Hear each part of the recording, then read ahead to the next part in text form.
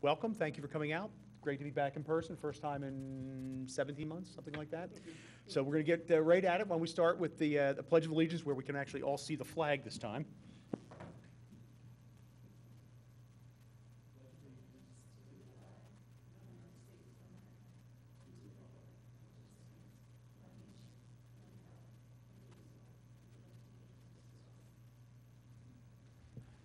All right, thank you.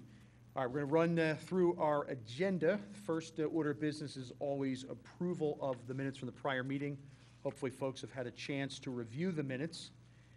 And if there aren't any questions, I'll take a motion to approve in a second, if they're out there. So moved. I have, and a second? There we go. All right, all in favor of approval? Aye. Those opposed?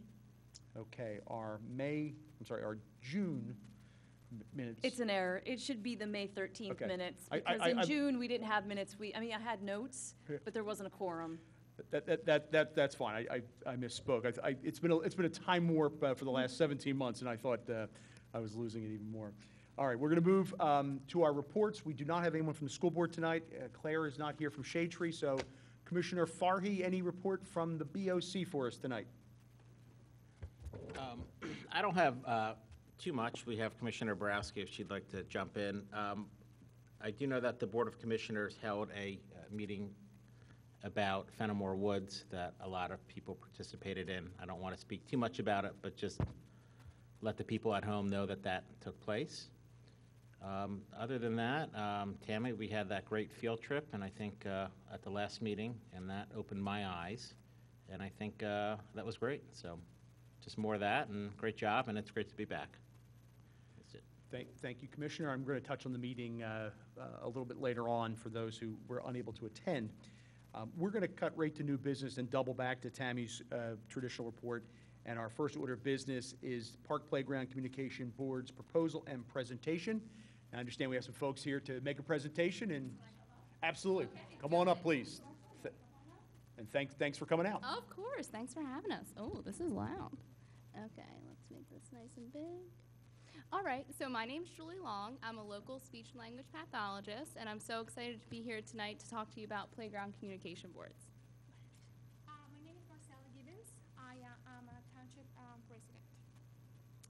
So on the screen, you'll see a playground communication board that was installed at Culbertson Elementary School in May. And since the short time it's been installed, we've had a lot of positive feedback from parents, teachers, and even older students about how it offers a lot of opportunities for communication with students that normally wouldn't have those opportunities on the recess.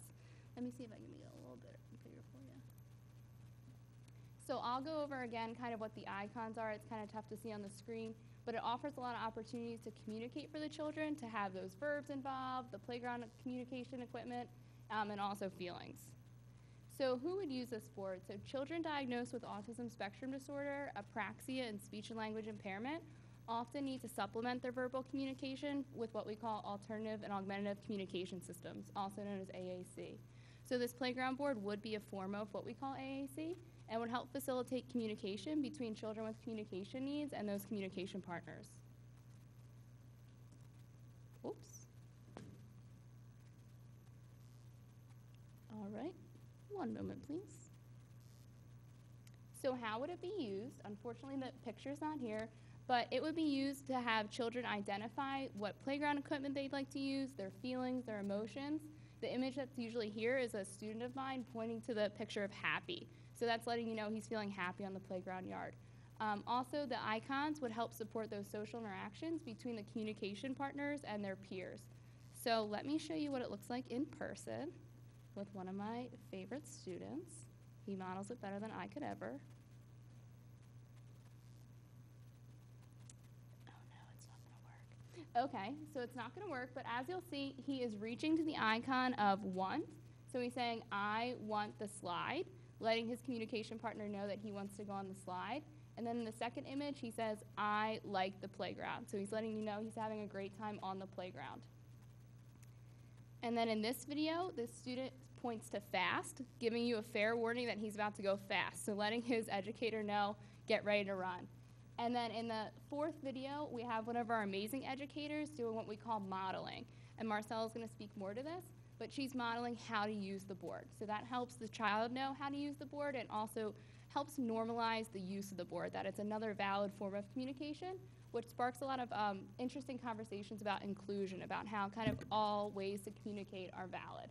So what she's going to do is she's going to point to the I icon, verbally say it, I want, and then help him fill in the blank. So what does he want to do on the playground? Does he want to go on the slide? Does he want to go on the swing? Things of that nature.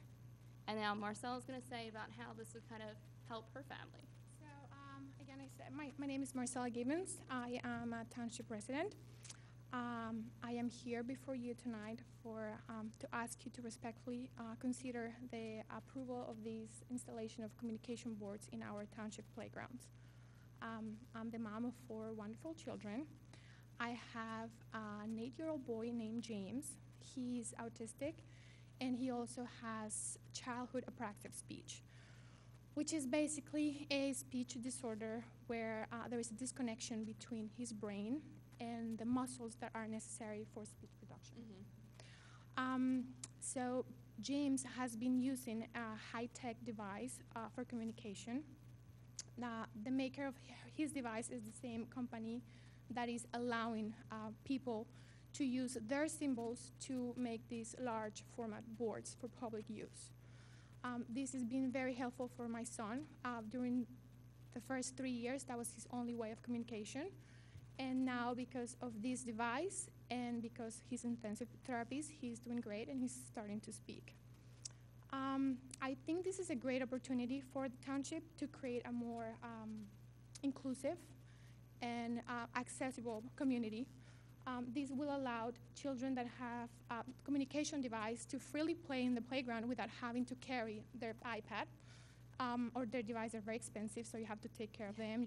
They can get lost, or you have Thousands of dollars. Yes. So this will allow them to actually just come to the board and just express their feelings, their wants, and it creates an equal access to the playground. It also relates to I've lost my words. To be a more inclusive environment, These kind of boards will allow and foster generic interactions between disabled children and non-disabled children and their families. And it also, I think that, it gives a very good opportunities for families to talk about that there are different ways of communications besides the spoken language. And it's a good opportunity to talk to little children about disabilities and disabled people. So I think this is a very good opportunity for this township. We have a lot of very nice playgrounds, and I know that there are many families in Radnor that will be very grateful for this to happen.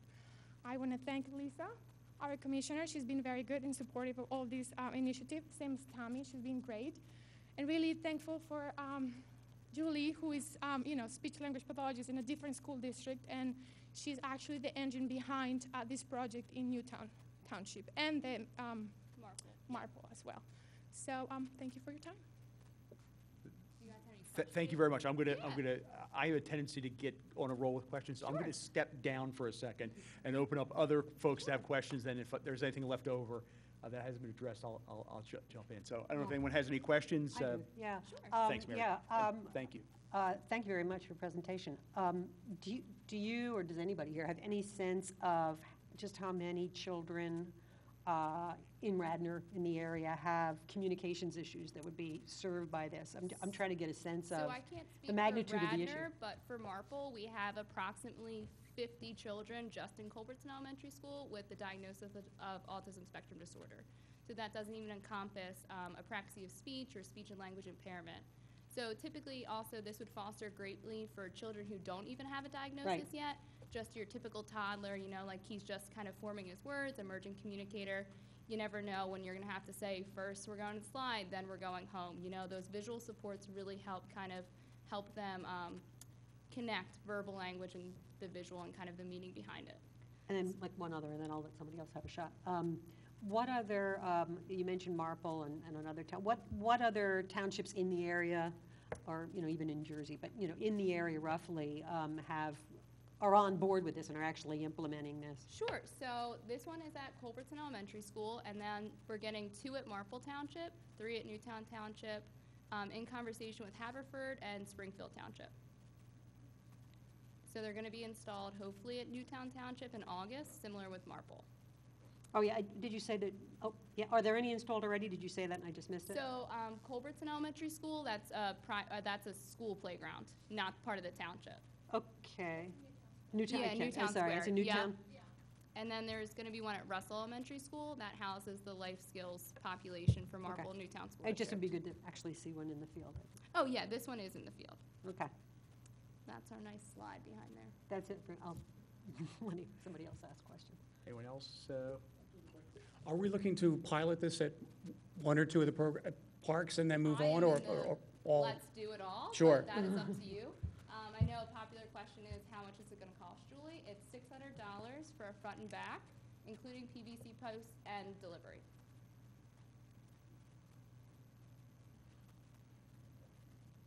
Thank you for your presentation. It was very, very interesting, and what a great idea.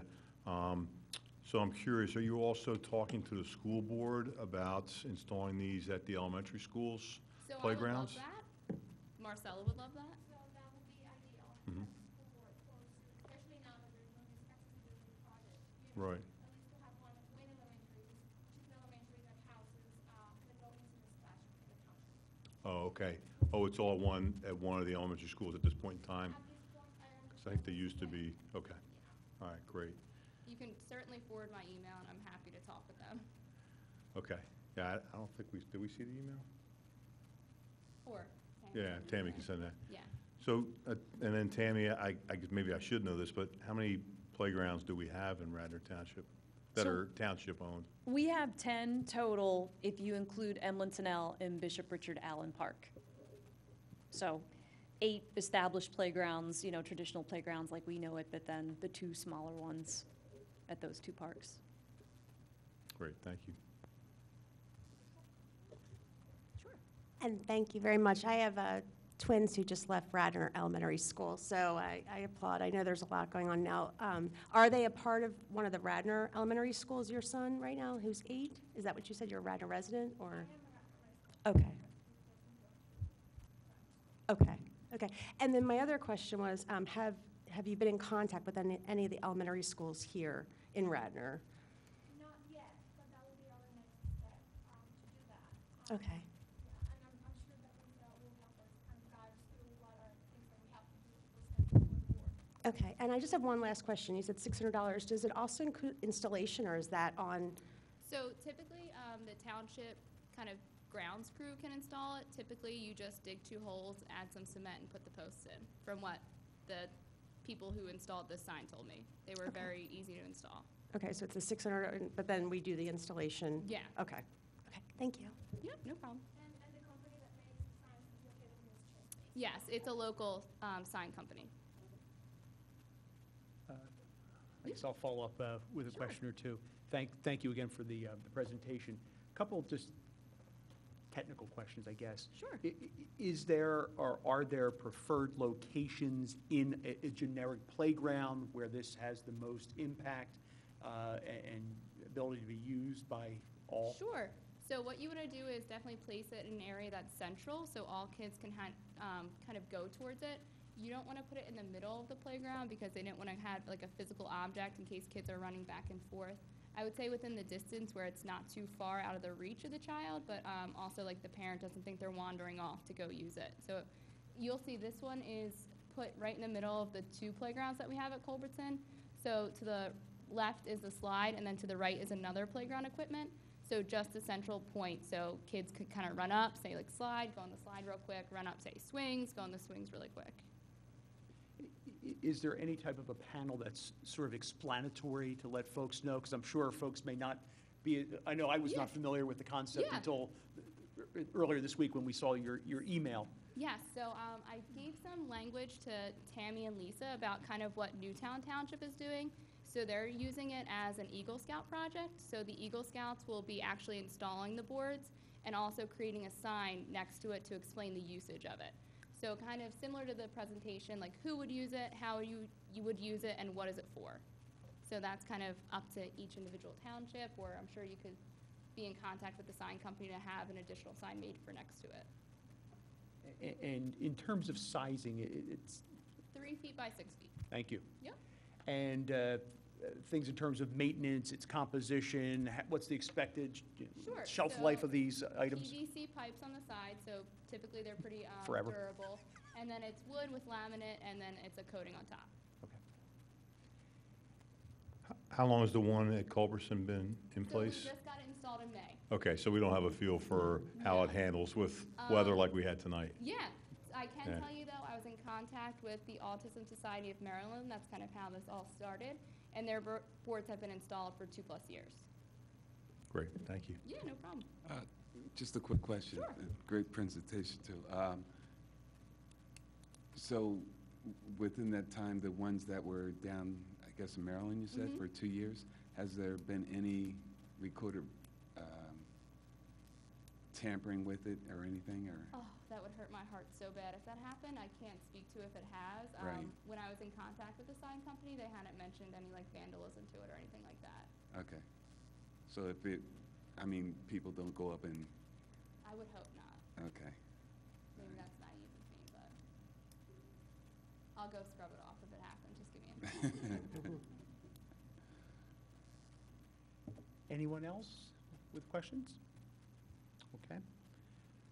Thank you very much. It was very informative. Thank you for answering the questions. We have certainly some things to kick around here. I'm sure we'll discuss this. I'm not sure if that's something we'll put on the agenda for the next meeting or what procedurally we have to do on that, or it's something we do tonight, but we'll certainly, we certainly appreciate it. We'll certainly be kicking this around. Sounds like a terrific idea. Awesome. Thank you so much. Thank you very much for your time. Thank you. All right, Tammy, I'm going to, if it's okay, I'll double back to you for your report at this time. Sure, that Please. sounds good. All right, thank you. Well, no July report would be complete without talking about Radnor Day Camp, so I'll start there, I guess. So Radnor Day Camp is up and running. We have a new location where we're hubbed, which is now at Radnor Activity Center. We also are using some different locations within Radnor Middle School with the cafeteria, of course, as well as the gymnasium. So Radnor Middle School and the staff there and the school district has been totally accommodating and great to work with, as always. So it's been, we've had growing pains, of course, in our new location. We started out the first week of camp where I think our highs were near like 98 degrees. So, of course, that made it difficult.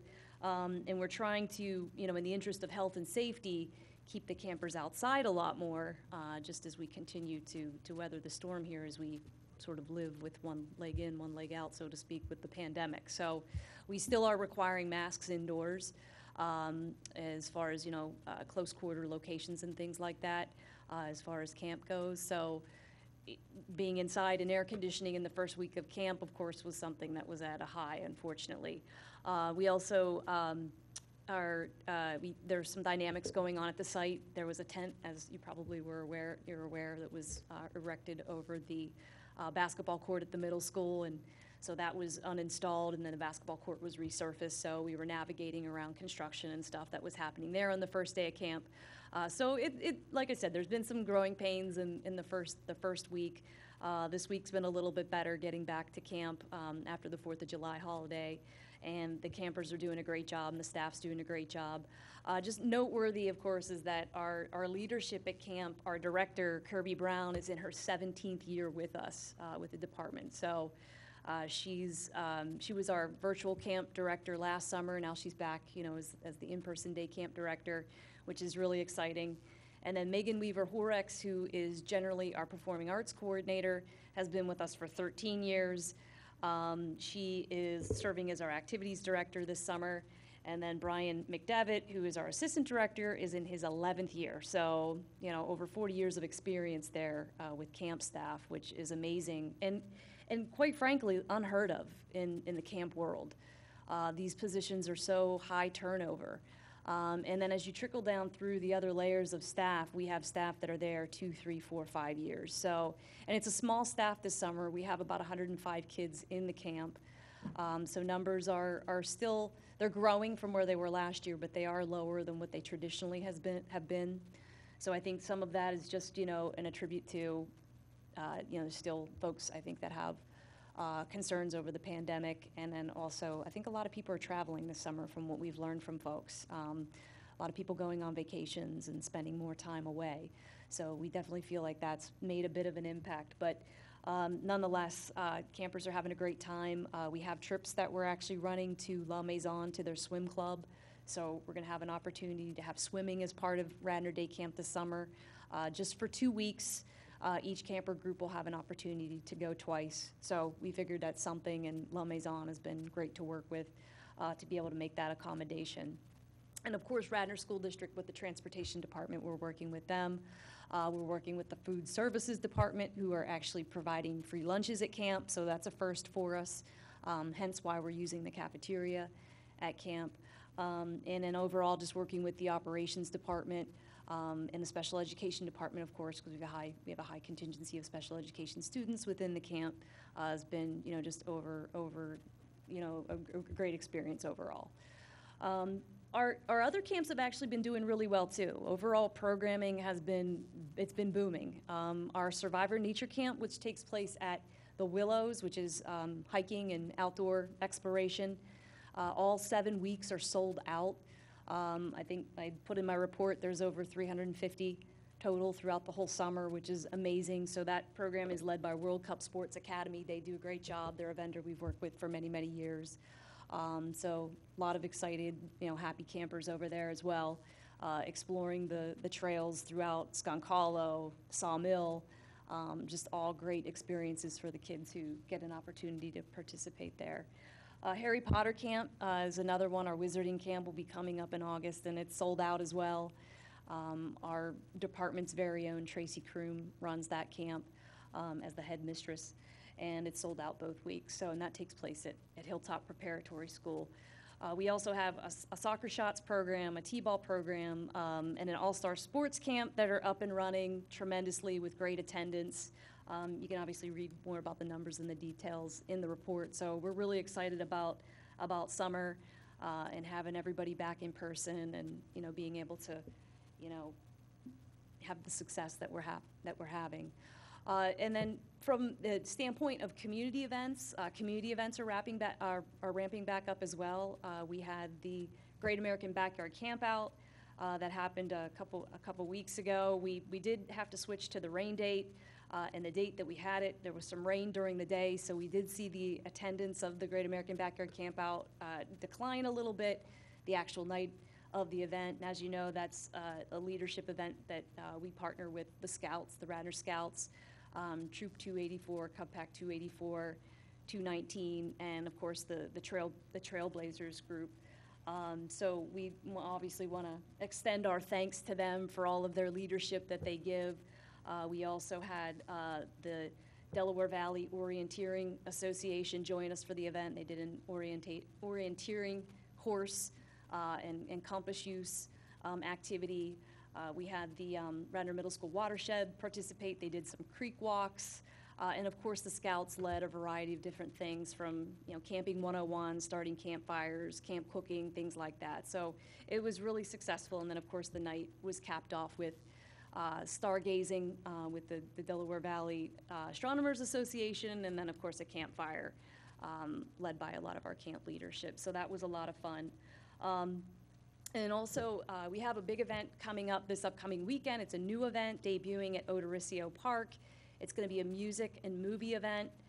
We've been working with our resident Domino Gilly, who is a local musician. He's going to be performing, as well as a couple of other individuals. Then we have a movie night that'll be starting at about 8:30, like right at dusk, right at dark. So we're looking forward to that being a nice debut and a great event for the community over in Odorisio Park. So a location where we really haven't done too many community events in the past, so we're excited for that to debut. And then we also have the night at the ballpark, and the Wiffle Ball Classic will be happening at Enke Park. Unfortunately, there won't be fireworks this year, but it's still going to be a great event for a great cause. It's an opportunity for teams to join and make a donation to the Delaware County Special Olympics.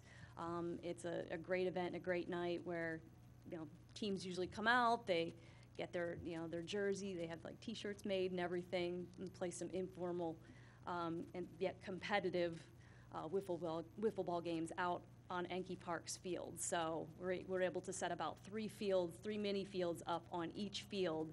So it offers an opportunity for us to have a lot of play out there, and folks have a really good time. It's a partnership with Radnor Wayne Little League.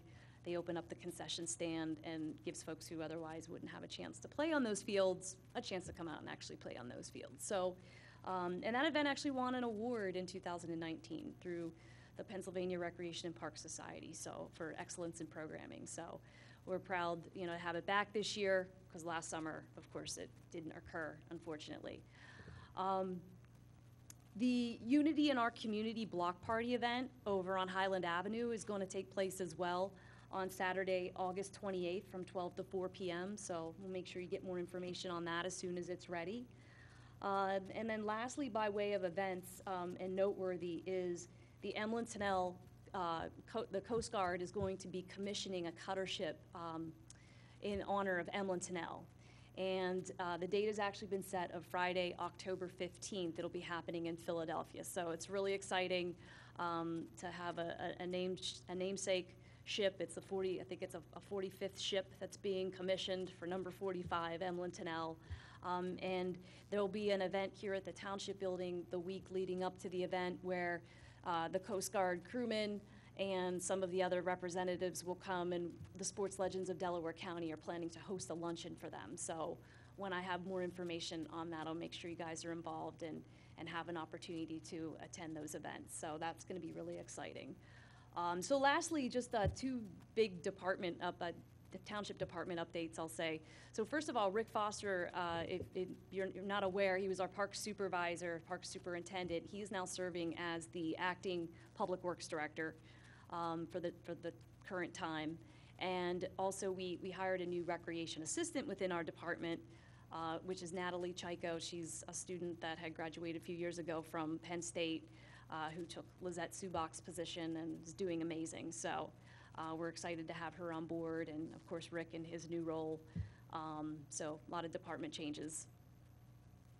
That's great. Thanks, Tammy. It's great to hear about semi-normal summer activities and some new ones. Thank you. And a tip of the cap on the Emlyn Tennell issue. I think it's really something that this township, and certainly you with your efforts as well, have really increased the visibility and awareness of the greatness that has gone before us here in this township. So thanks for keeping us informed on that. One thing that occurred to me is I moved off of the first agenda item, and didn't invite any discussion, which I probably should have done. I don't know, Tammy, if we chose to put some type of motion forward tonight, do we need to publish that or do anything with that, or could we move to motion tonight if that's something we decided? And I'm not saying we should or shouldn't. With regards to the communication boards? Correct. That's up to you. Okay. I mean, if we want to take an opportunity for more discussion and questions, we could certainly do that. Yeah, I thought I pushed that off without inviting any kind of commentary and discussion on that. And I don't know if folks care to do it or want to defer it, but I would reopen that agenda item and invite any discussion that folks might have on that topic, and whether or not we as a board want to take any action this evening or put it on our next agenda to go with a motion. I'm all ears on that, but I didn't want to leave that topic without giving everyone a chance to weigh in if they wish to. I suppose as a former teacher, I'm concerned about the growing numbers, the statistics of children who continue to, I think she said 50 children at Culbertson. There's only several hundred children in the school, which to me seems quite a number. I mean, That might the be numbers the are magnet school for kids It with is that issue. the hub, okay. Yeah. But I'm just curious what the numbers are in Radnor Township Yeah. with regard to, I guess the school district would provide us with that in terms of fulfilling the need. And are these children more, I guess my first thought is, do we put it someplace that's centrally located and see how it works, and then branch off from there? That's my initial thought. But I'd love to see, I don't want to see the numbers, but poorly phrased. Yeah. What the numbers are in terms of increasing within the population. One comment that I wanted to make that I didn't bring up is, and this is just me thinking, would this initiative exclude, though, other groups that we aren't thinking about for putting things at parks that help them, right? So this helps 1 or 2 groups, but would that open up a can of worms? And I'm not saying that we can't do that, but I just don't want to also exclude and have other Radnor Township citizens say, well, what about my children have this and my children? So that was the only other. Now, I know that there are, Radnor Township has phenomenal programs that handle this. That's why I asked if that young eight-year-old was at any of the schools. So that's why I'd asked. But I do think seeing the numbers would help. But I just wonder if this would open us up to exclude groups and they would question us if we're not going to do that. So it's just a thought out there. And the installation is something I thought of too, just because, I know a lot of things get thrown at the township to do, so that was why I was asking, because cement and concrete, so that was it. I'd just like to make sure that we talk to our 2 school board members and let them know about that, so hopefully they can get a presentation at the school board to think about putting it at the 3 elementary school playgrounds as well. I rather like you made a good point there about opening up, the floodgates, so to speak. But I would just suggest if there are other needs that aren't being met, hopefully those people come to us and let us know about this. This seems like a pretty easy thing to do. It's pretty low tech, pretty low cost, probably pretty low maintenance.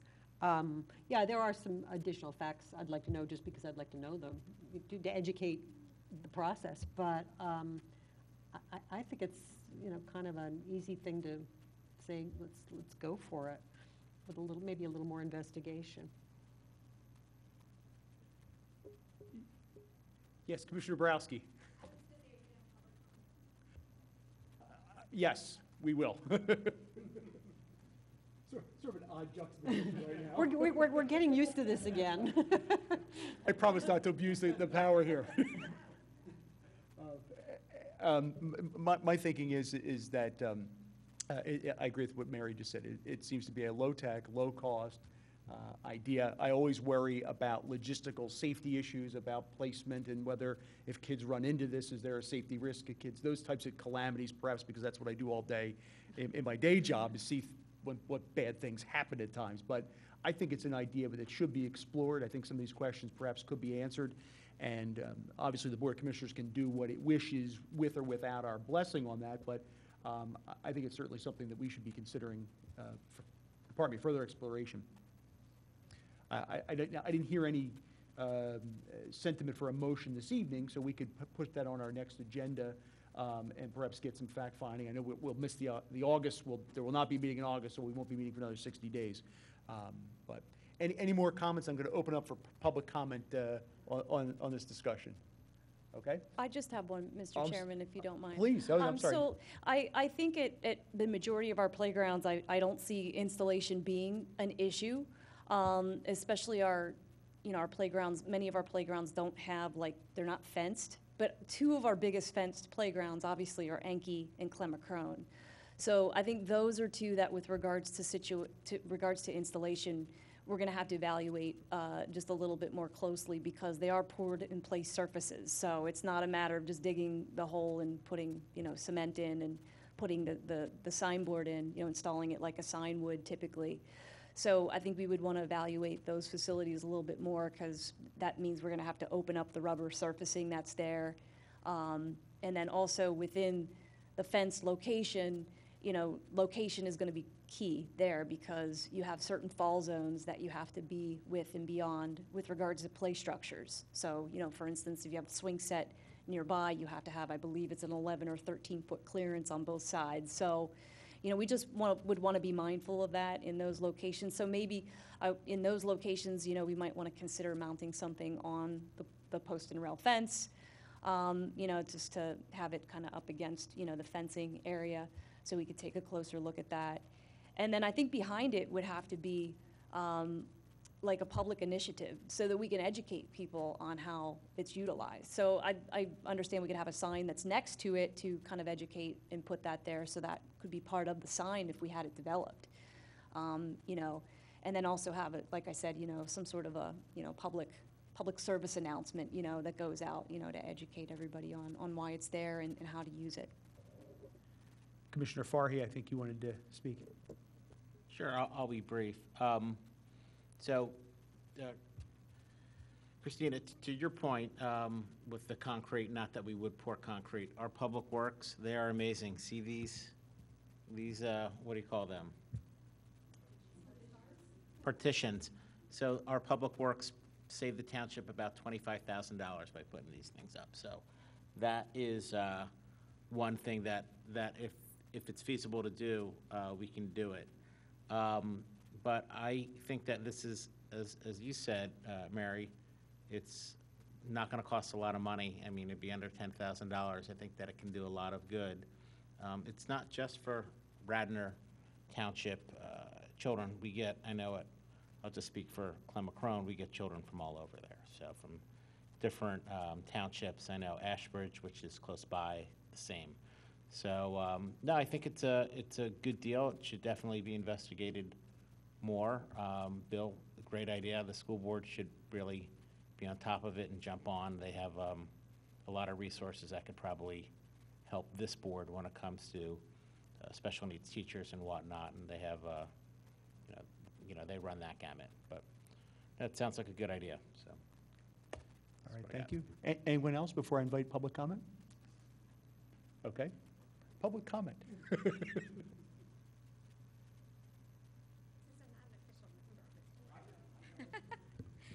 Good evening. Thank you all very much for hearing the presentation. So I'm Lisa Borowski. I'm Ward 4 resident. I'm also commissioner. But I'm not a member of this board, so I'm just here as the public and also to support the initiative which came forward.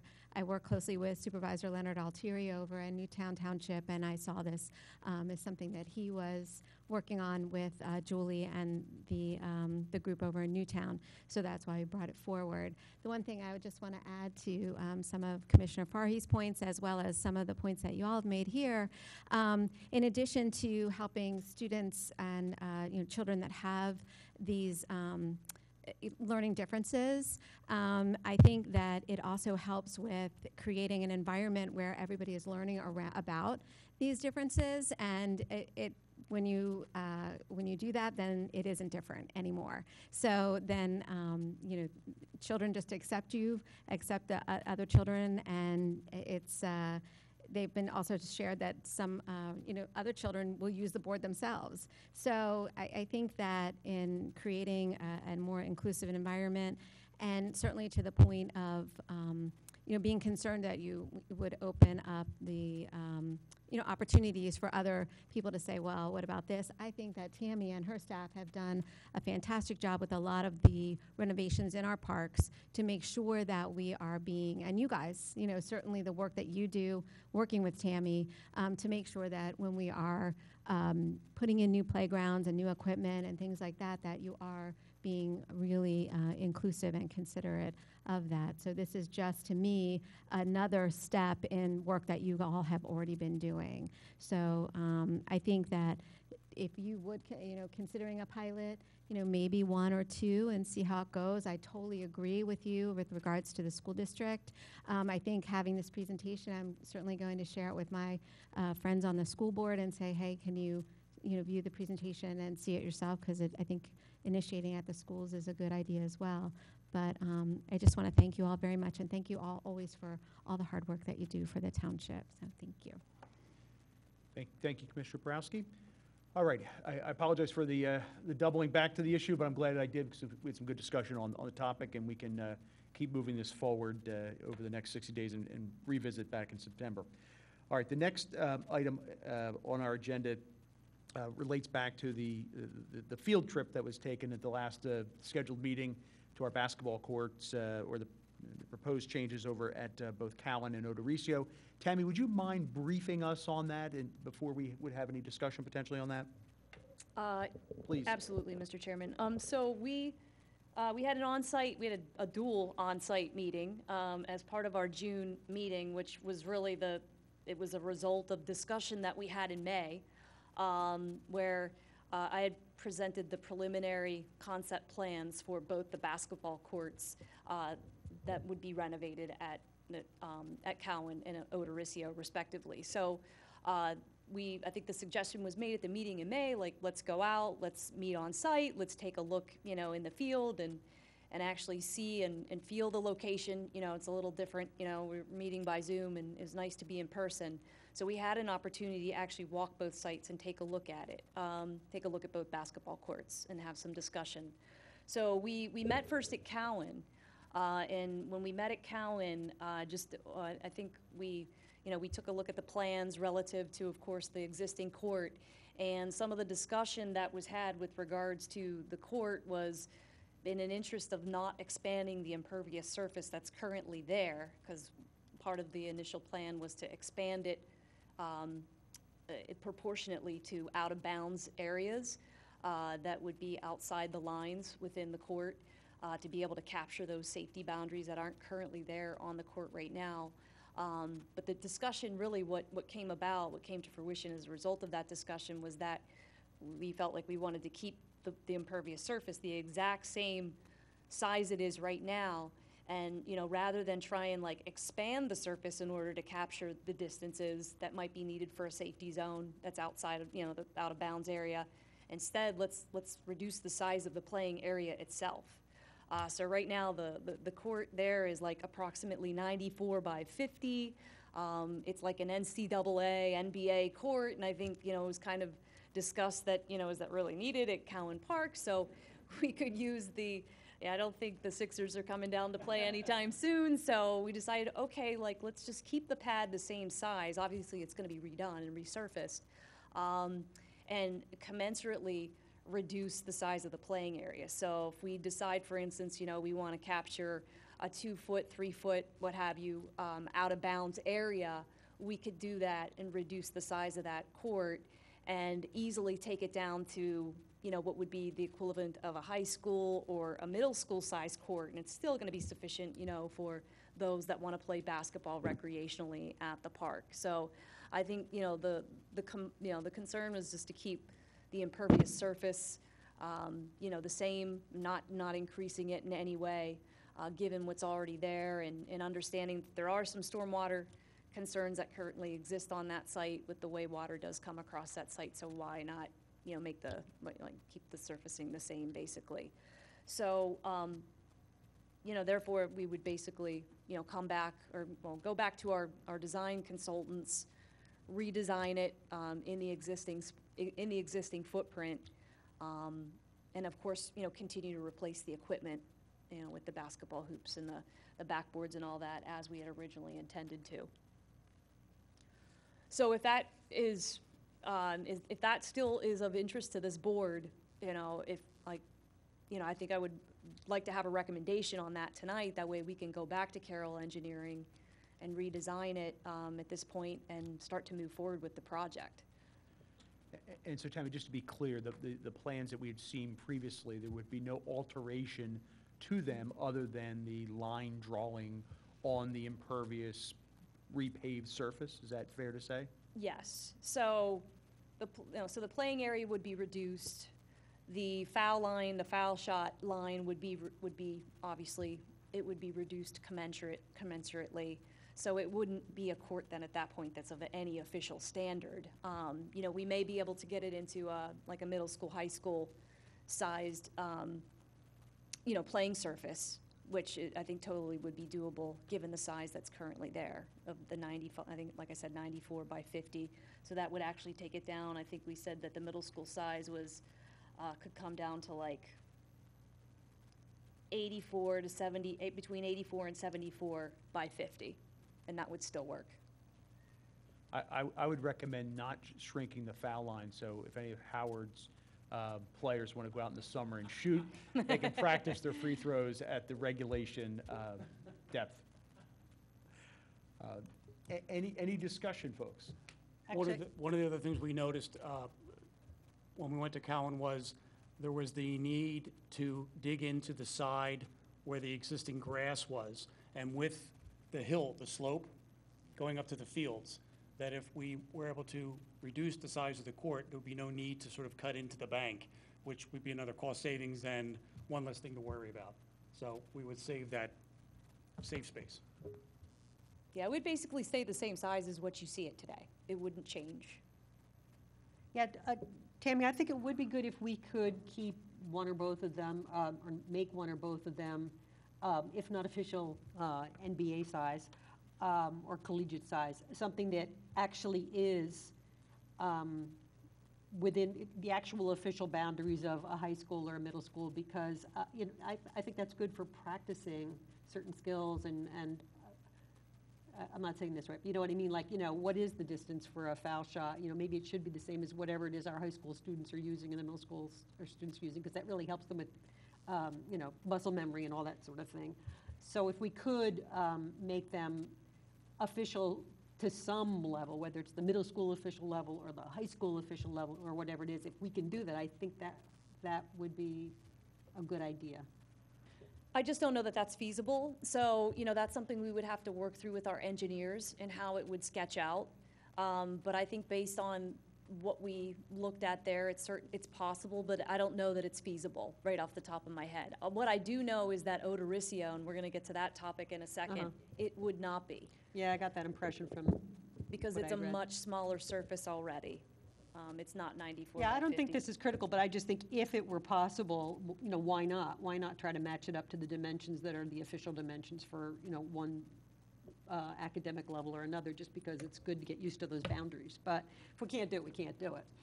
Understandable, and obviously we will work towards that as a maximum standard. I just don't know that we'll be able to achieve that. Okay. Bill?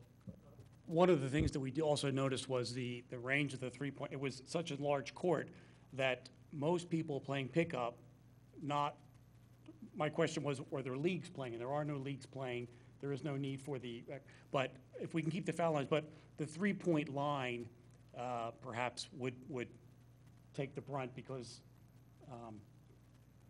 that's not, the foul line is 15 feet universally, but the three-point line was sort of so far out, and I think most of the people playing aren't shooting from that far out, just from historical, unless I'm mistaken. But I think we probably could save the foul line, but the three-point line, which was painted in, I can't imagine that's the great demand. Yeah, I would see, I don't see any reason why the foul line you couldn't maintain, because the only difference between an NBA court and a college or middle school is the distance between the foul lines it just gets elongated on a 94. Yeah, I misspoke, I'm sorry. No, I meant three-point line when I was talking. Yeah, and that's fine, but, and I don't want to get bogged down in a small detail, but I think that should be part of a design plan, is at least maintain that, so, because I know when I was a little kid, that's what I did. I went and practiced free throws, and somebody might want to do it at the real distance. I agree, I have one painted on my road at home, so I fully agree. I believe it's 10 feet. All right. Any public comment on our Callan? And I'll make a motion off of this after. All right, no public comment. I would move that we make a motion here and approve and recommend that plan move forward with some credence given to some suggestions made in terms of the line drawing on the actual surface, but there's no change to it, and the site visit didn't reveal any other hidden dangers. I think it's a motion I would make, and certainly entertain a second and any counter motions to it. I would second the motion. I think with the visit, I think we had a good idea of what is there and what needs to be done, and I think what the plans that we just discussed are fine and adequate for the facility. Okay. All right, then I'll call a vote for a recommendation to move forward as Tammy suggested. All in favor? Aye. Those opposed? Okay. Tammy, we have approved the recommendation to move forward with the Callan plan. I guess the next item would then be the complementary half of that, which is the Odorisio Court. Absolutely. So as I had mentioned, the existing footprint right now of Odorisio is about 81.5 by 42.5, so it's much smaller already. And although I think as part of our discussion, we talked about, okay, we obviously don't want to go towards, the woods line. We want to keep the edge of the court existing where it is, so as not to create any disturbance with trees or, entail any tree removal. So that would definitely not be part of this in any way. But that if we were to go towards the hillside, the hillside, like where the bleachers are right now, we could capture some additional distance in there if we felt like we needed to. And again, within that existing footprint boundary, again, maybe capturing I'm not sure what the distance would be if it's, 2, 3, 4, 5 feet into the hillside, and then obviously grading up, be able to capture the boundaries of safety if we decide, we want to try and include, the 2, 3, 4 foot, the safety boundaries, we could try and attain those within that existing footprint.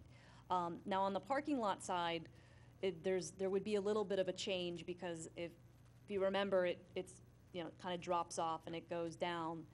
And one of the things we currently have a problem with is we have folks coming in on Church Road.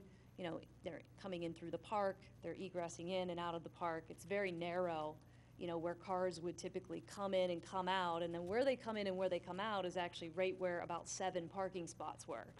So the recommendation that we had was to remove and eliminate the parking from there. Recognizing that it's not doesn't seem to be an overwhelming significant need versus what the safety is on that side of the court. And then installing a post and rail fence that would basically serve as that boundary, and then wrap in slightly, almost on like an L shape, back into the park to almost like encase that, and then give that bottom corner the opportunity, if a ball went rogue, it would bounce down into the corner and not then continue to roll back out, into the parking lot. And we also would evaluate at that point if we think that bollards are needed on the other side of the fence, just because we know that we do have, ingress, egress of traffic coming in and out of that area. So the thought process was, again, try and, obviously get as much playing surface as we possibly can to maintain a safety boundary. We know that the best practices start at about 3 feet. So, probably at a minimum, we want to try to be somewhere in there. Granted, it's best practices. It's not a law. It's not a code. It's not something we have to follow. But try and capture as much playing area as we possibly can within that existing footprint, and capture some of the width back by expanding it into the hillside. So Tammy, were you looking for a recommendation from us on this topic? I was, because again, our inner working with the consultant, to design the plan that would ultimately bid would be, it's something we've been working on together in tandem. So ideally, we would want to, finalize those plans together and then bid those as 2 combined projects for the economy of scale, obviously, of getting them done together. Or one right after another, once you have a contractor mobilized.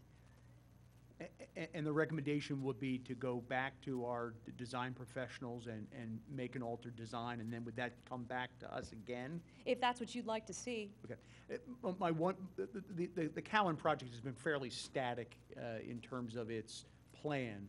I know that there was some pretty significant public comment on the concerns about the trees and whatnot. I don't know how others feel on this, but that might be something worthy of us seeing again, just to make sure that those concerns have been addressed. And I know we're altering things, but if I stand alone on that desire to see it again, that's fine. I don't know what the board members think on that. That's fine from my standpoint. I mean, Tammy, this wasn't going to happen in the next 60 days anyways, was it? No, we still have to design, we have to redesign both plans.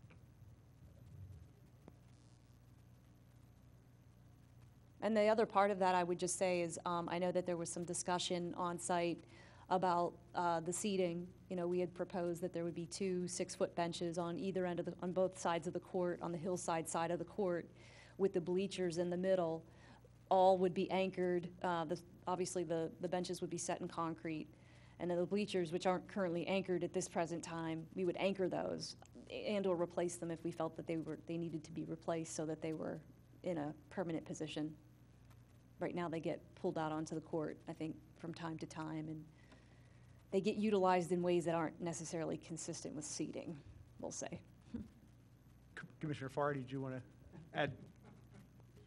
So this is probably going to be unpopular with the board and with you, Tammy.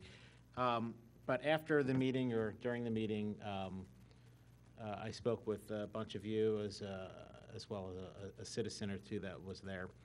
I guess my concern is that there's no master plan for the park. It's going to be done piecemeal. So up on top of the hill, you have the basketball court. My personal belief is that that is not the place, the best place where it should be. It should be down close to the playground, close, and basically where it was before, it's my understanding, where that parking lot is. I'll use the word, it's segregated up top, and I think there's a reason for that, and it's upsetting to me. So without that master plan, it's going to be a chicken or the egg. If we fix this, then we're going to accommodate something down there. I think that while the residents spoke that they want a bathroom and they want some of these things, these improvements, and they're much needed and much deserved, we need a better plan to do this once and to do it right, as opposed to doing it little by little. And every 10 years when something gets fixed, we're in the same boat because there is, let's just do it and move on, and there's no real forethought or afterthought. So that's kind of where I am. I would really, and I know that it may not be in the budget. It's probably not in the budget, and it's going to be a lot more expensive if we do move it down there, and it'd probably be cost prohibitive. I get that. But I just want to see it done right. I think that part of the township deserves, deserves it. And if it unfortunately takes a little bit more time, I think the most important thing is to do it once and to do it right, and not to be playing catch up every time we try to do something there. So those are my thoughts. Thanks, Commissioner. What you said isn't unpopular with me, at least. Okay. All right. Okay. And I think there was a meeting, I was hosted by Commissioner Abel, that a few of us attended and others as well. And there was a real nice dialogue with varied thoughts on what to do with that particular park. There was also a fairly palpable feeling of being ignored that I heard over and over again. And one of the concerns, and I think there's some validity to that, one of the concerns I have of tying the basketball renovation to something else is that then we all know how these have gone project-wise, then it's another 3 years that have passed, or 2 years, or 4 years, or 5 years, with nothing being done, and we already have this budgeted. So that's a concern I have, although if I were king for a day and had the money, we'd start tomorrow on redesigning that park. Yeah, let me use a terrible analogy. I don't want us to get 80% of the way there, and then it turns into what Fenmore Woods is, where we can do it better, or we don't like this, or we don't like that. Let's come up with a plan. Let's come up with a comprehensive plan. Let's do it. Let's vet it in front of the residents, whoever the commissioners, all the commissioners, because it's a big park. There's basketball, there's baseball. It's close to the walking trail. I mean, it's in a great location, and that's kind of what I want to see. Let's get it out there, vet it through parks, vet it through Shade Tree, vet it through the community. So we know what it is, and then we can, and hopefully we could use Clemacrone almost as a blueprint. So once it's done, then we can go straight to getting it, getting the construction done, and not have to keep going back and forth with, well, I don't want this there. You're going to take this tree down, or this comfort station is better placed somewhere else. And that's kind of, I just think that we miss so much when we just fix one thing without looking at the broad picture. I guess the field trip that we went on with Odorisio, there were one or two concerns about moving the court downstream. The one or two people that I talked with afterwards, and I also had the conversation with Tammy, there were one or two people that were thinking on the lines of moving it back down the court. But and even with talking with Tammy at the end, we were saying that then this might be put on hold because they're not sure about where they want the court now. So with the Odorisio thing, whether it's going to be downstream or just renovating it where it is right now. So I just didn't know where to slip this in there. So That's why I didn't mean to, sit back so long, but I just didn't know where to slip this in.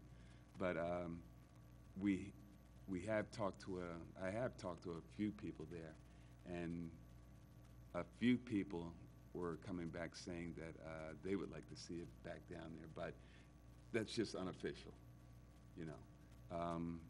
and I think it does deserve some sort of discussion on where, they really truly want the court at. Because like I said, for me, when you look at it, it just looks segregated. It's just not together, as a park you would think a park would be. So that's just my 2 cents. Well, and historically, going back before the court was there, wasn't it down by the playground, essentially off the third base line of the baseball field, where there's parking now? Tammy, it's my recollection that one of the issues and one of the reasons that this is before us and has been a plan that's been before us a number of times were safety concerns with the existing court. I don't know if I'm overstating that or not, but obviously we always are looking at safety issues, whether it be trees or surfaces. Is that part of our issue here, is why this was put to ahead of a massive park redevelopment plan? Park redevelopment or the basketball court I redevelopment? was looking for a term, I was sort of fumbling. This particular item has been selected to be renovated as opposed to others in the park or a more comprehensive adjustment. Is it a safety issue, or what is the rationale for that particular component being addressed now as opposed to something else or waiting? Right, so this was budgeted as part of the borrowing that the township had in the summer of 2019 because of safety, because of the current condition. So, for those of you who are out there, at the park visit, you saw there's cracking where the surface is tipping away from, the whole sideline is starting to tip down on the hillside that goes down towards the ball field and towards the playground. Just due to age. So, obviously that's a safety concern.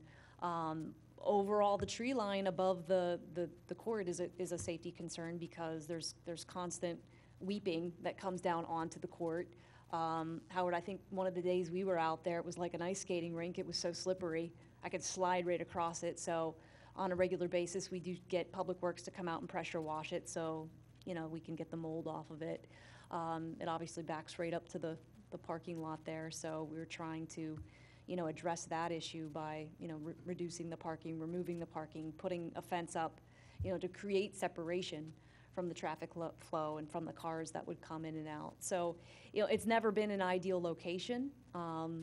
Obviously, we learned, also that the court is very small. It's traditionally for even a park basketball court, it's much smaller than what you typically would see in terms of playing area.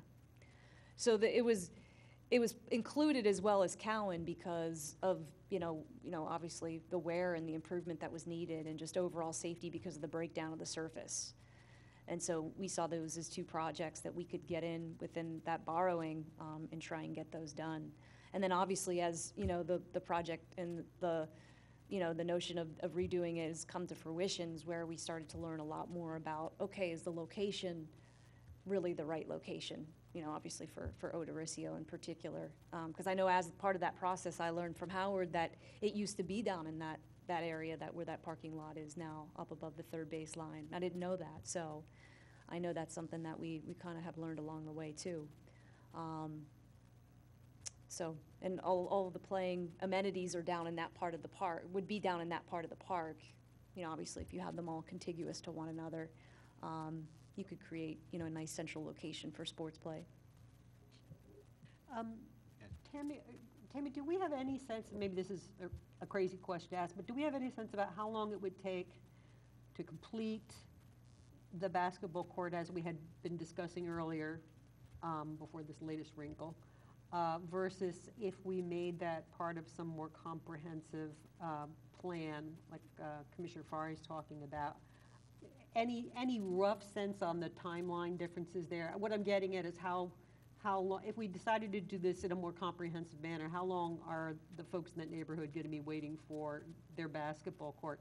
And if we do think it's better to go with the more comprehensive plan, which possibly yields a better court, what about safety issues in the meantime with the existing court? You know, will we just keep, you know, kind of dealing with it the way we have been with power washing and watching tree limbs and stuff like that? It's kind of a double question, and yeah, you know, to the extent you can answer it. Yeah, I mean, it's been like that for a long time, you know what I mean? So not that that's okay or that's acceptable, because it's not, but I think, you know, realistically, it would be ideal if we could get the project to bid and you know, complete it by winter. But, you know, let's say best case scenario, we're coming back to this board with the revised plan, we're reviewing it in September. I guess that would be best case scenario since we don't meet in August. Then at that point, we do have authorization from the commissioners to bid the project, so it would have to be bid. You know, bidding can take, you know, a month to a month and a half. It would be tight to even get it done before the holidays, you know, and before the weather is conducive. So realistically, at this point even, you could be looking at what, you know, an ideal scenario would be spring, which isn't, you know, it's getting it, you know, trying to get it done by spring, but then one of the two courts is probably going to be out of commission at that point, you know, for the you know, the heart of spring, which isn't ideal because that's when everybody's, you know, trying to get out into the parks and play. But if we went in a more comprehensive manner, you know, a more comprehensive plan, again, I know it's kind of tough to estimate, but I'm trying to get a sense of how long, you know, what are the trade-offs on having something done, you know, now, you know, soon, relatively soon, versus maybe having, at the end of the day, a more, you know, even a better court. Well, I think the key is funding. Right now, if we develop the comprehensive plan, we don't have funding for a comprehensive plan. Yeah, so that's part of the question, yeah. I think that's, and you know, we're obviously coming up on the budget process right now. I know we're in the process right now internally of developing the capital plan. You know, this is something that could fall within that, or could fall within additional borrowing as a, you know, possibility. Obviously, I don't want to speak on behalf of the commissioners. It would ultimately be, you know, that would be in their hands. But, you know, I would think you realistically, though, wouldn't be looking until next year to where you would allocate that money, because we'd have no way of knowing exactly what that would cost in a matter of 3 months. Can I jump in? So to be the bearer of bad news, years. The answer is years. Look at the comfort station at Emlenton-L, years. It took. Fenmore Woods, years from when it was in the bond to where we are today, and who knows how much longer that's going to be stretched out. That's exactly my point, is that let's do this right, or you just hit a cycle and it just never, ever ends. So that's why I think that, you know, you have kids that are may wind up, you know, loving the idea of having a playground, but by the time it's built, they're going to be too old for it, and it's going to miss that. There's going to be, you know, kids are going to be aged out of it to a certain extent. But I think that's important, as opposed to just trying to, as I said, you know, keep chasing your tail. You know, and as far as where those courts should be, I heard another reason is noise. That was the reason why it was moved. Let me just say this. I live across the street from a basketball court. Granted, it's on the other side of the road on Rockingham. And if I threw a ball straight, I think I'd hit the basketball court. The pickleball is much more annoying than the basketball. I'll leave it at that. Tammy, a question, then I'm going to open, I guess, for some discussion on where we move from here tonight on this topic at the board. If the option, as Commissioner Farhi suggests, of waiting for a more comprehensive plan is the option that is chosen by whomever, what happens to those funds that have been allocated to the park?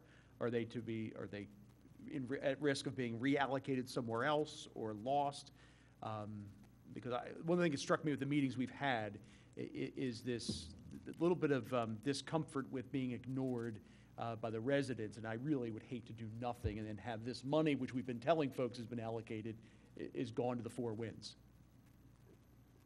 Well, I would think it would get possibly reallocated possibly at some point. However, the thing to keep in mind that it's part of a comprehensive borrowing on a number of projects. I don't know how many projects there were in total, but so some of those projects might go over what their allocated amount was. So having what would possibly be left over from Odorisio, because I certainly wouldn't recommend doing the same with Cowan's funds. You know, we should keep moving forward and go forward with that to get that project done.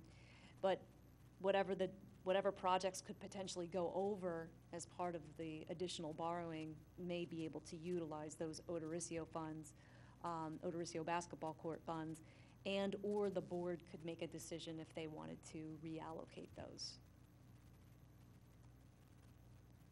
Commissioner Farhi? So, and I think probably Commissioner Borowski could probably speak best to this. It's my understanding, and I can just speak from a similar parks issue with that comfort station. I think that money was put in a bond in like 2015 or 16 or something, and it took forever for us to build this, and it was just going to sit in that bucket. So, and that's what it was allocated for. The Board of Commissioners can, you know, if we do need money, I guess we could pull from it, but that would need to be a separate vote. So that's not something that can just be done without it being public and without there being notice about it. And I think there'd be a lot of people upset, myself included. Howard, I know, you know, these are people that live on Highland Avenue, and as well as, you know, all of you who serves on the parks, and it would definitely get back to you. You know, I would see to it that this would be brought up to the Parks Board well prior to any kind of vote to remove that money or to reallocate that money. But yeah, my thinking is that money would just kind of stay there with its earmarked unless we vote to do something else with it. So it would stay earmarked. Am I correct on that, Tammy? Yeah. So I think that we would want that money to remain earmarked. I don't want to speak for all the 6 other commissioners, but I'll speak for myself, and I'm pretty adamant about it. Procedural question, Tammy. The Board of Commissioners has already approved that this particular project go out to bid, correct? So the recommendation that's being sought from us is a recommendation that would be provided to the Board of Commissioners to have this redesigned? Well, it would be to approve the design, basically to say that this, you know, we accept this design. We obviously didn't approve the design prior for various reasons. So this one, I guess, would be one we would be looking to potentially approve and then go to bid with. So they've approved bidding, but not an actual, like, they didn't review the design, if that makes sense. It does. Like it's a matter of formality to where they have to approve and give authorization to bid a project. How much money was allocated for this basketball court at Odorisio? 75,000. So 75,000 for each part, for Cowan, and then 75,000 for Odorisio. And there's obviously already been design fees that have been expended as part of that 150. I just have more of a unique idea. It's something actually I've had experience with. So rather than, and it sounds like the big plan would definitely probably benefit most, but if we went with the current plan and used the money, would you consider maybe having a youth-size court? So instead of having, I mean, they do have smaller courts for smaller kids, also kids with disabilities. We have other basketball courts in Radnor. Why not do something unique, keep the plan, keep the size? Then you wouldn't have to worry about everything. It doesn't have to be all NBA, like you said. I actually played at Haverford, and they actually have a court for smaller kids. It's also nice because then they don't get pushed around by other kids. It's just a thought to stick with what we have, utilize the space as is, because smaller kids, they do have courts for smaller kids. The heights are different. It's just a different idea to keep things going And then you would also be hitting some different kinds of children. So just a different thought.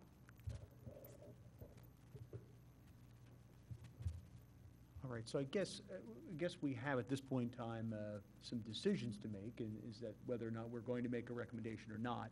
My thought would be, and I'll invite public comment before I do this, my thought is just to put up a motion, and then we can vote how we want to vote. I'm open for discussion on this. I think we're in a real conundrum here. I think there's definitely a desire to try to address safety and other concerns with this particular aspect of the park, and there's probably some degree of desire in this park to have a wish list to redo the whole thing.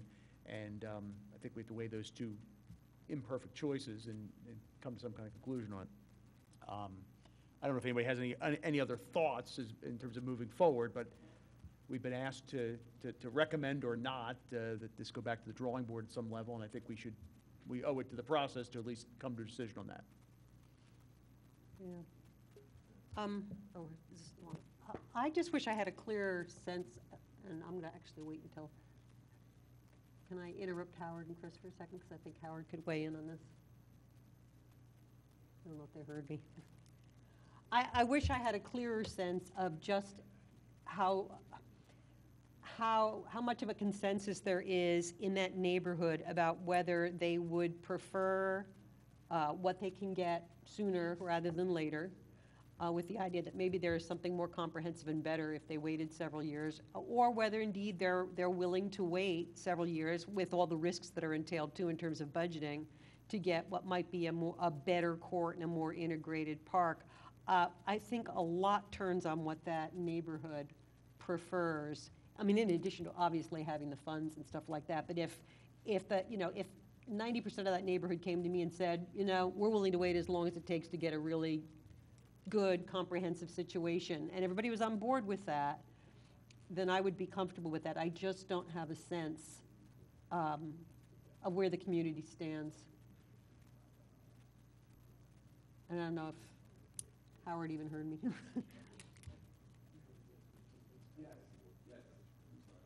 Howard, I don't know if you heard what I was saying. I really wish I had a clearer sense of what the community, if the two choices were, you get what we've been discussing for a while now, soon, versus if you're willing to wait and take some risk on budgeting, maybe down the pike a more integrated, a more holistic, a more comprehensive plan with, possibly a better, whatever that means, basketball court.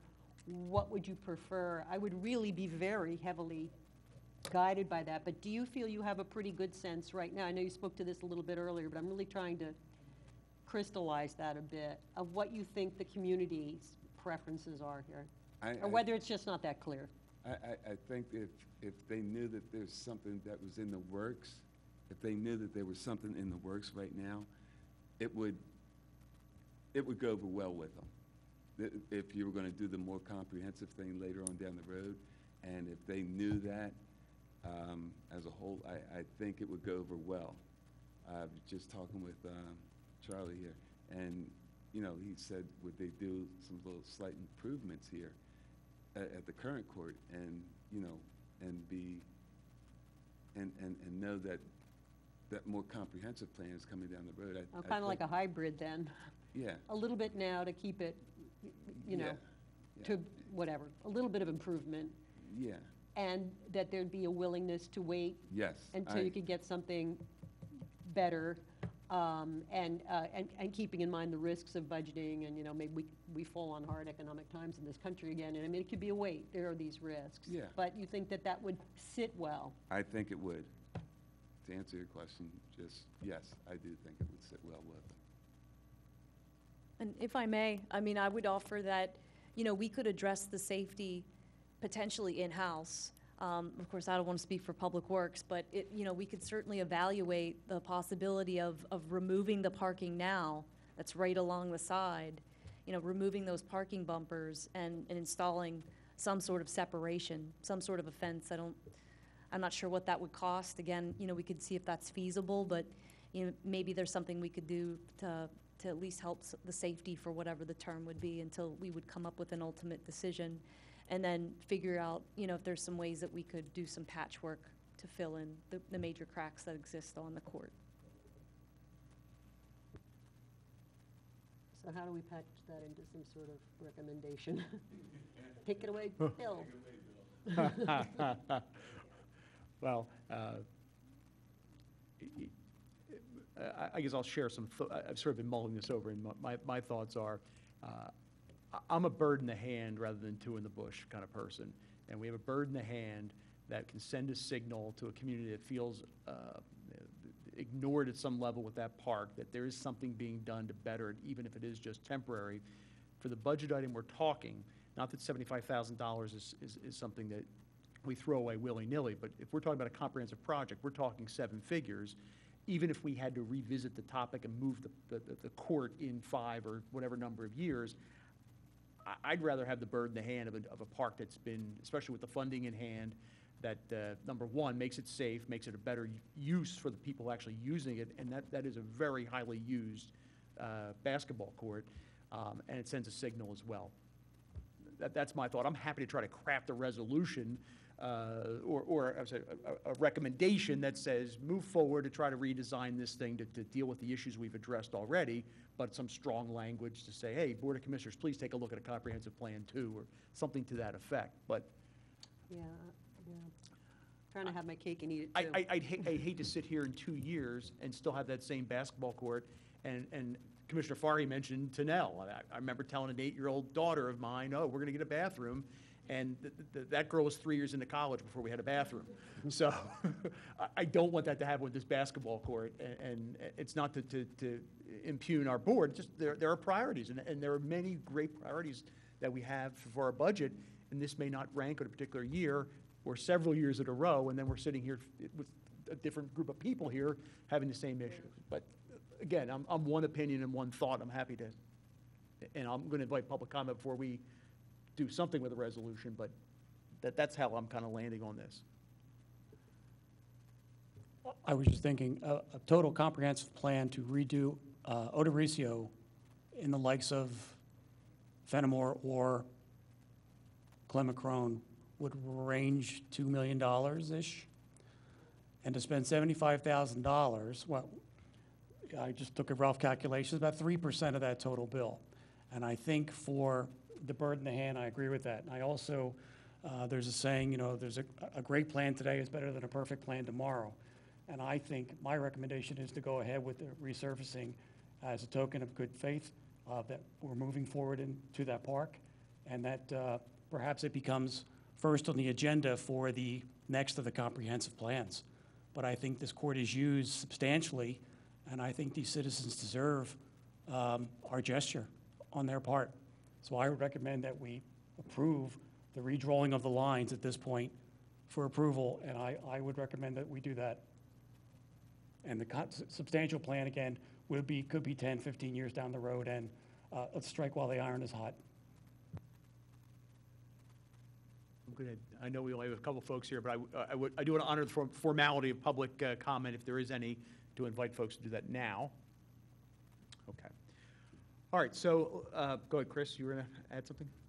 No, I agree with both of you. I think there's money that's allocated for improving this court now, and that court is in desperate need of improvements, and it gets a lot of use by the community over there.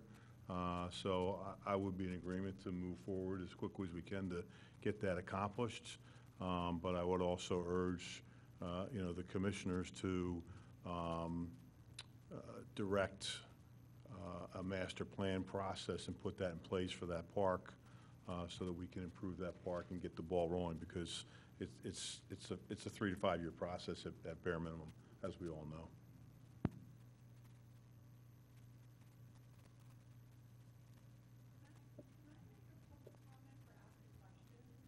Yes, you may. Could you come up to the mic? We are being recorded, I believe, so that way your comments are captured. My name is Cameron Azarano. Thank you all very much for your time, and I really appreciate the conversation. I live on Willow, so I know Cowan Park extremely well, and I appreciate the decision to keep it as is, because I will say in 22 years of living there, 95% of the usage is at one end of the court. So I have very rarely seen full games there.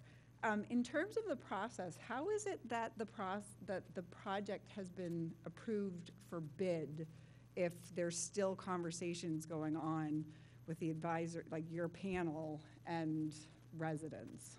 I'm curious how that works. Yeah, I'm happy to comment on that. I mean, the renovation of both basketball courts has been in the capital plan for as long as I've been sitting in this seat. So that's 12 years at this point.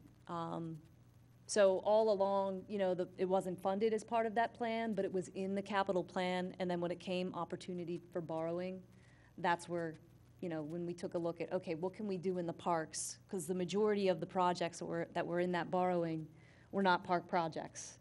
I believe they were stormwater.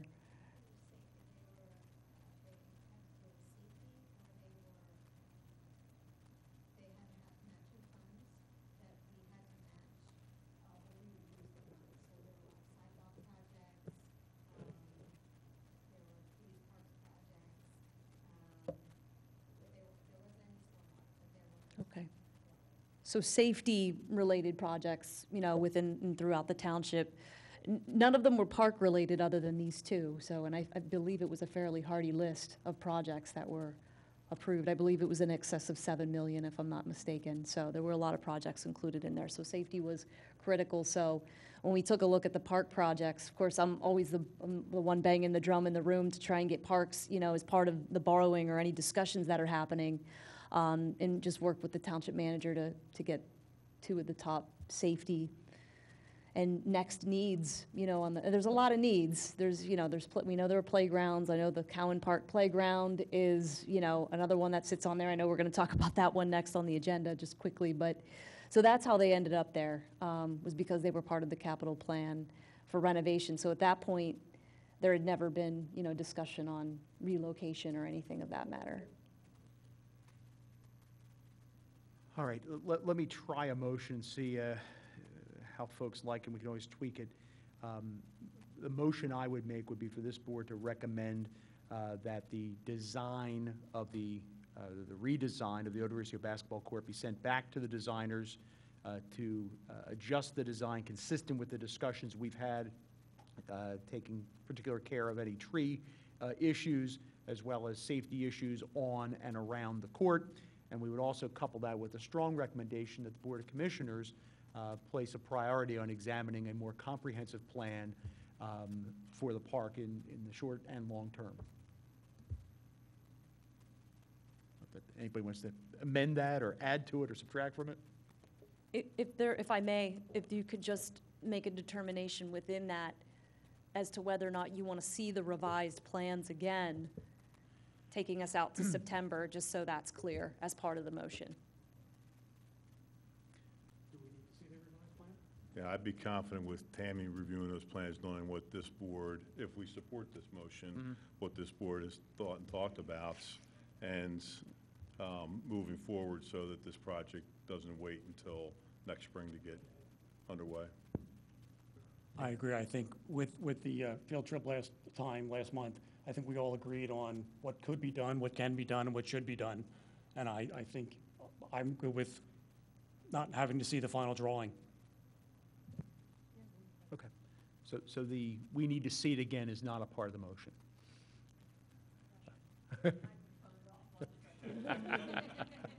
Okay. All right, so that's the motion, unless there are any amendments or changes or other comments? Howard, anything you think we should adjust that motion by?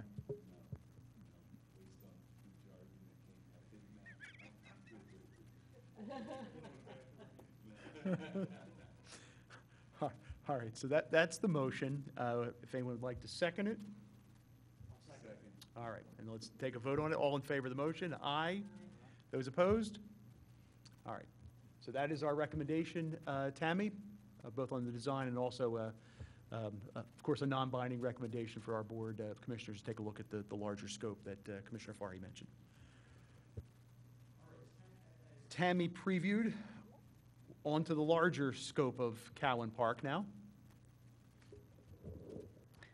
All right, so this is a follow-up item from last month as well. One of the things we looked at while we were at Cowan Park is that right now we have a transfer bridge that connects two parts of the playground apparatus that has unfortunately deteriorated beyond its lifeline. It right now has been blocked off so that you can't transfer from one end of the unit to the other. Public Works have done a really good job of securing both sides.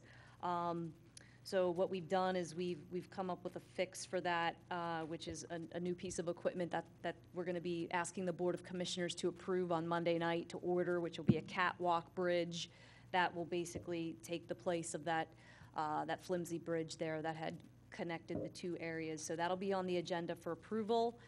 It's on the agenda for approval because it is in excess of $7,500. It is a $10,000 item with installation, comes with certified installation from Playworld Systems. So that is something we'll be asking the board to approve on Monday night. And then at that point, there will be 8 to 12 weeks of waiting time to when that unit would be delivered, and then, of course, the corresponding scheduling with the contracted installer. So at this point, you know, we've got a little bit of a wait to get it installed, but it would have it in motion. So just wanted to give an update on that and see if you guys had any questions. Any questions from the board? Okay. Tammy, thank you for that update. Next is Fenmore Woods. That's listed as an update item as well. It is, yes. So I know Commissioner Farhi earlier had referenced, we had a subcommittee of the community development that had occurred on June 23rd, where there was a lot of discussion, of course, about re-review of the project, the timeline, some of the components and pieces, in terms of how we arrived at, of course, the plan that had been put together. John Hosbeck was, of course, our township arborist. He was part of the meeting as well and gave an update on the trees and the conditions. Our design consultants with Gilmore & Associates were available as well. They gave some background on their end on how the plan had come to fruition. And basically it was an opportunity for us to hear a lot of community input, which I want to take an opportunity, of course, to thank everybody who attended. It was a difficult meeting because it was on Zoom and there were a lot of people that were there. I'm not sure if everyone even had an opportunity to speak, but I know we heard emphatically a lot of concerns for the plan, a lot of concerns obviously for the tree removals, and it's safe to say at this point as we continue to go forward, that plan is pretty much dead. So I know on Monday night, to back up, as part of the discussion, I know that the hazardous trees were something that we believe everybody agreed on that was a concern. So on Monday night's Board of Commissioners meeting coming up, there will be an agenda item that will look for authorization from the board so that we can go to bid to get a proposal on what it would cost to take down those 29 trees, because it is anticipated it's going to be something in excess of $25,000 or somewhere around there. So that'll be part of discussion on Monday night. And we believe there will also be some further discussion and direction, perhaps, given to staff on how we would move forward in devising and coming up with developing a revised plan with the community and or with this board potentially. So that's what we'll anticipate on Monday night. So I don't know, I just wanted to give an update tonight, see if there's any questions. So I think one of the things that was raised at perhaps the last meeting we were formally on Zoom was our approach, I think, at that time was to be a listening board at that time, especially on the tree issues, and that we were going to stand down and wait for direction from BOC or other sources. I assume that's still the footing we're on at this point, although it seems as though there's going to be, we're back to square one with the project perhaps at some level, and potentially this could come a new plan or new input might be sought from us. Is that fair to say where we are? It is, yes. Okay. Anyone with anything on Fenmore Woods? Tammy, may I ask, what would be a guesstimated time frame for beginning of renovations at Fenmore at this point?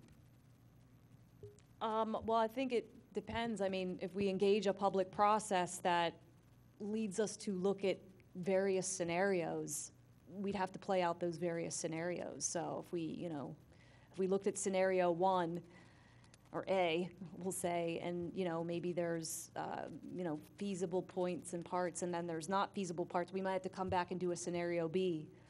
I think the process of, coming up with some alternative ideas is going to be looking at things and vetting them out. Could probably take 3-6 months at least, I would think. So that at that point, we would have to have an opportunity to review whatever that revised plan would be. We would probably look to this board for recommendation on that. And we know we already have authorization to go to bid, so then it would be something that would be put to bid at that point. So, we could be at least a year off, realistically. At the risk of the walls crumbling when I ask this question, would there be anything that would prohibit those funds, while we start this process new, to be allocated to Odorisio? There's nothing that would prohibit that if that was the will of the board, they could make that happen. The Board of Commissioners. We don't have, other than what's in your wallet, it's the only money we have to spend, Bill.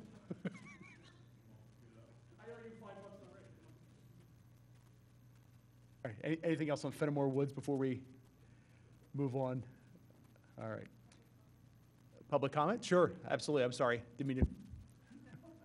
I should have known that's why you were here. I'm sorry. I've said a lot, but I think that it's really important for me as a representative of the Friends of Fenmore Woods Coalition to just recognize that this has been extremely difficult.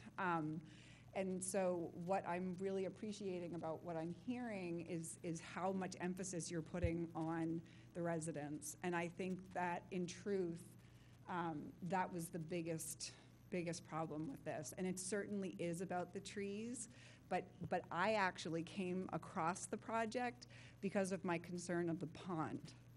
So I didn't even know anything about it. And I live a quarter mile away.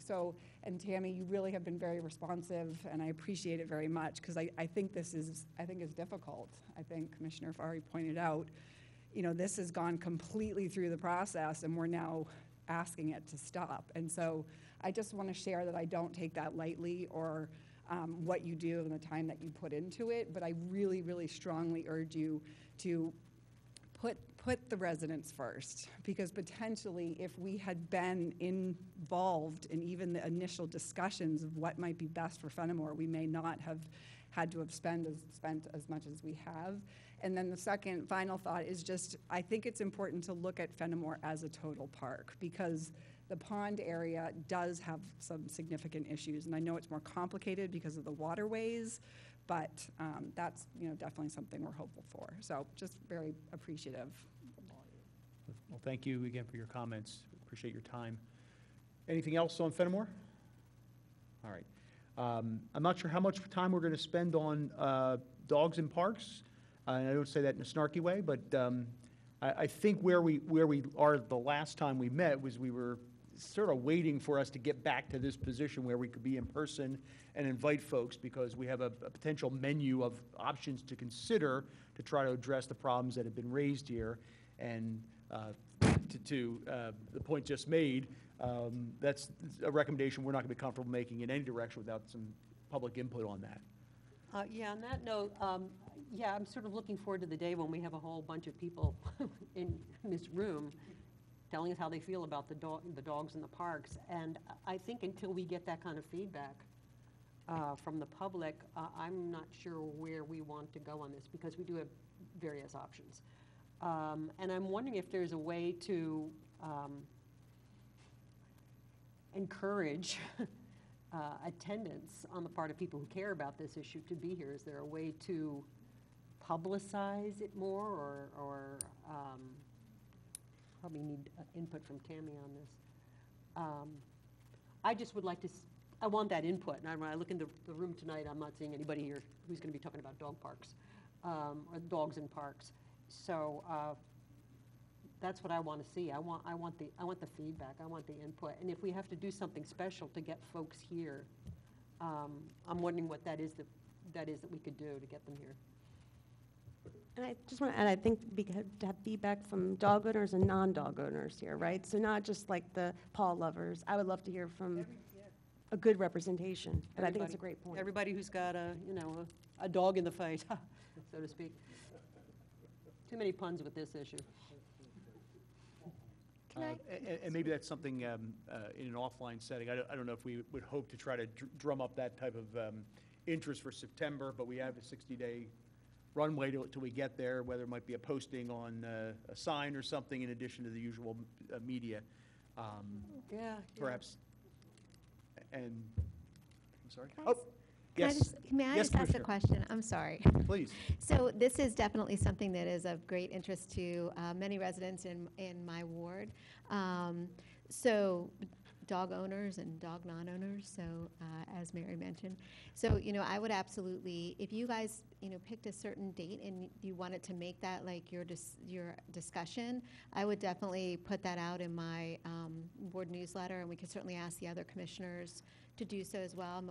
Many of them have newsletters, because I do think it is an important issue. And are you guys talking about kind of I think initially the conversation started out with being about the willows, but is this something around, potentially changing the ordinance that we have? I feel like I can't see you guys. Changing, I'm like leaning over.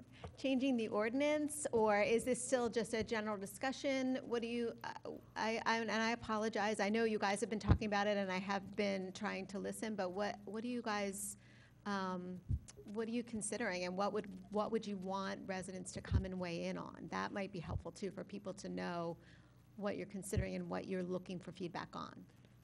I think the issues that we have discussed in broad terms deal with dog interaction with other dogs and humans, as well as waste issues.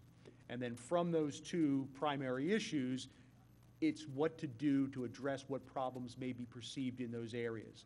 Whether it's one thing that Mary did a compendium on were the different dog laws, both at the state and local levels, because there's some disconnect perhaps between ours and some other neighboring areas. That's one thing we would look at. Other things like signage and altering usage of park areas and things of that nature. Concerns about the interface of dogs with guests at the Willows is really what started the ball rolling on this, and that would be another issue. So certainly, Mary, I know you've been driving a lot of our discussion, so feel free to add. Yeah, and I think, no, I think that covers it, except I would also say that, yeah, it could go up to including maybe having an ordinance revision on leashing and, or hours of usage of the parks for different, for dog walkers versus everybody else. So I think that, just about everything's on the table. It's pretty broad, I think. I just really sort of want to y'all come and just, brainstorm with ideas, and also to get a read for, what people's reactions are, what the intensity of them is, what the numbers are. So, yeah, and maybe it would help us to, I don't know how to do this, maybe it would help for us, or at least for me, to write down what we think some of the issues are, so that would help you, for instance, with your newsletter, if you're going to advertise this. Yeah, I think sometimes if you give people what, you tell people what you're looking for, then people can formulate, Yeah. If you just kind of throw out there, hey, what do you think about dogs, then Yeah, to give them a little people more will be like, focus. well, I don't know, what do I think about dogs in the park? So maybe we could list the issues and the possible responses to get them thinking. And another comment that we talked about a few times is we're not quite sure if we have a pulse on the incidents. There may be a lot more that goes on that we just don't know about, just because it's not reported to the township. That doesn't mean anything, right? So we as a group have talked about it a few times. We're not like, and that's why Mary's saying, we want to talk because there could be many more incidents that we're just not aware of, right? And that doesn't even mean bad. It just means there could be moments, and I've talked to some residents who've told me that they haven't reported things. They've had issues in the park with dogs, whether they have a dog or they have a child. So I'm just curious to know, that's why, like, let's hear what's really going on out there, and let's see. Just because it doesn't come to the township doesn't mean it doesn't happen. So that's just why I think a meeting would help. Yeah, and the other thing, I think there seems to be a pretty good consensus, a pretty strong consensus that at some point in time, some element of publicity to give clarity on what the rules of the road are, so to speak. It's premature to do that until it's been vetted as to whether or not we need to make any alterations to what the rules of the road are, or what the usages are of the various parks. Because there does seem to be some, you walk around the trails, there's certainly a certain level of waste issue out there. And then the interaction, I think, has been brought to a head a little bit more because our parks were so heavily used during the time where we had nowhere else to go. So I think it's something I've pledged a couple times and have not done, is to try to just outline, here are a couple options, not that we're advocating or not, and perhaps we can put that in play in the next 30 days or so, and then in advance of our September meeting, that can be communicated through means that you suggested, Commissioner Borowski, which I think would be helpful. All right, anyone else on dogs for now? All right, we have run through the planned agenda. Anyone with any other agenda items for tonight? Commissioner Farhi. So, your idea was genius, Bill. Let's see about if we can flip-flop that money. So the agenda is set for the meeting on the 12th, but I think that's something that, if I could investigate with this board, either one-on-one, obviously not to exceed the quorum, or the sunshine law, but to talk to a couple of you, especially you, Howard, and to see about getting a resolution, and put that on the August meeting, or maybe the September meeting, depending on how it's slated, but maybe the August meeting. I think that's something that we should investigate. It's not as easy said than done. You're going to have carve-outs, like with the trees that have to come down, et cetera, but the way I'm looking at it now, this Fenmore Woods project is probably going to be later than sooner, and as I think we all agreed upon, Odorisio should be much sooner than later. So if it would please this board, I would like to talk to, whomever, any of you individually, and seeing about putting something on that August agenda. That's fine. Certainly, one or more of us would be willing to entertain that. Okay, thank you. Okay. Any other agenda items? All right, I'll make one more call for public participation. Oh, I'm please. sorry, I meant the August Board of Commissioners meeting. Yes. Yeah. Okay.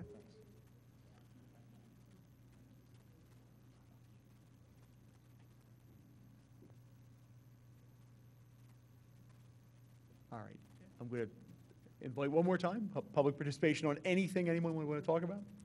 All right, it looks like we've reached the end, so if someone wants to make a motion, we can adjourn. Move we adjourn. And a second somewhere? All right, second. All in favor of adjourning? Aye. Those opposed? All right, we are adjourned. Thanks so much, folks. Great to see everybody in person. We'll see you in September.